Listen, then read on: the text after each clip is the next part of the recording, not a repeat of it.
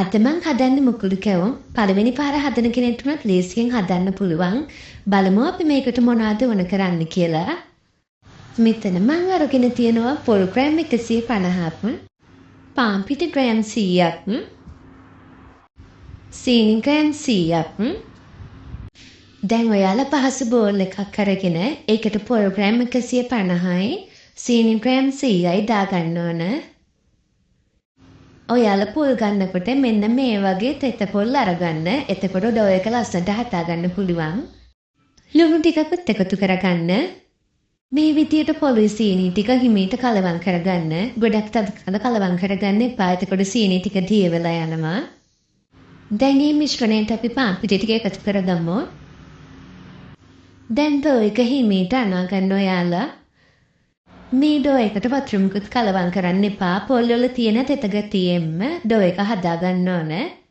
අත තද කරලා හොඳට ඩෝ එක අනාගන්න. හරියට සමපොල් ශලනවා වගේ. දැන් ඩෝ එක හරි. මේ ඩෝ එකකින් කොටසක් අරගෙන මෙන්න මේ විදියට කුඩි ගහ ගන්න ඕන.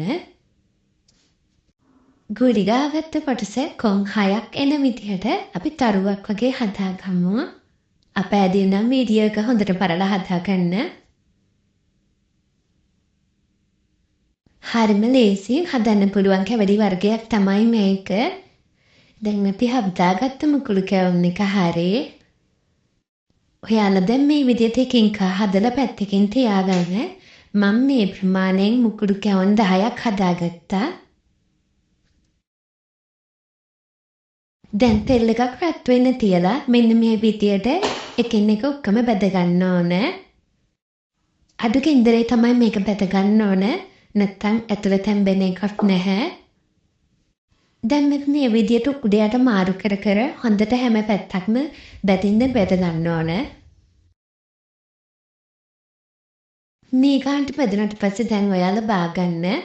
හරිම රසවත්, හරිම ලේසියෙන් හදන්න පුළුවන් කෑමක් තමයි මුකුළු කියන්නේ. ලොකු පොඩි ඕනම කෙනෙක්ට ලේසියෙන්ම හදාගන්න පුළුවන්.